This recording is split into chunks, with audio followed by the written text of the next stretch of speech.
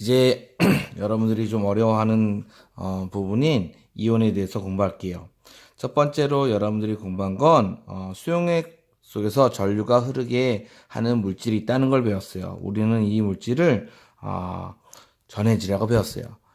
먼저 도체와 부도체를 구별해 볼게요. 도체는 고체 중에서 전기를 흘릴 수 있는 물체를 도체라고 하고, 부도체는 고체인데 도체가 아니라 고체인데 전류가 흐르지 않는 물질을 부도체라고 합니다.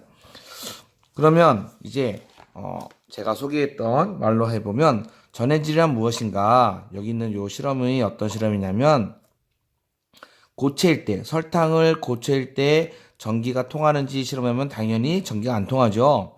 소금도 고체일 때 전기가 안 통하고요. 비타민C도 고체일 때 전기가 안 통해요.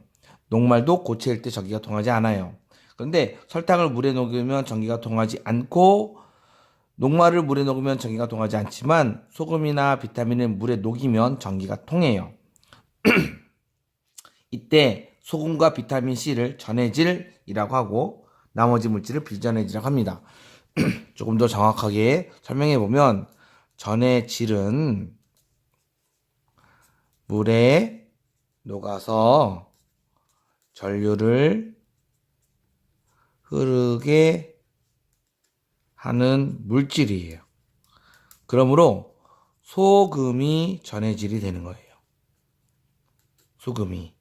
예. 소금물은 전해질이 녹아 있는 거예요. 소금물은 전해질이 녹은 물이 되는 거죠.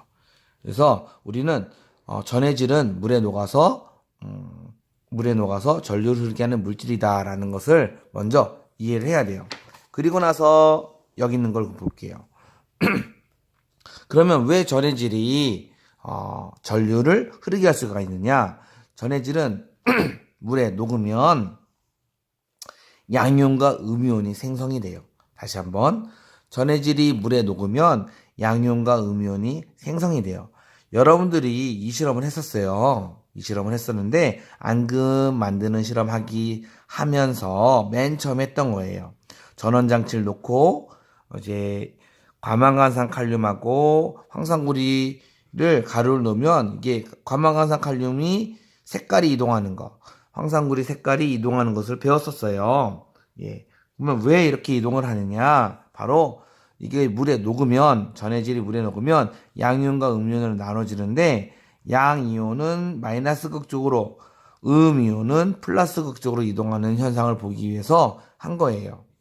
다시 좀 정리해보면, 전해질은 물에 녹아서 전류를 흐르게 하는 물질인데, 전해질이 물에 녹으면 양이온이 생기고 음이온이 생겨요.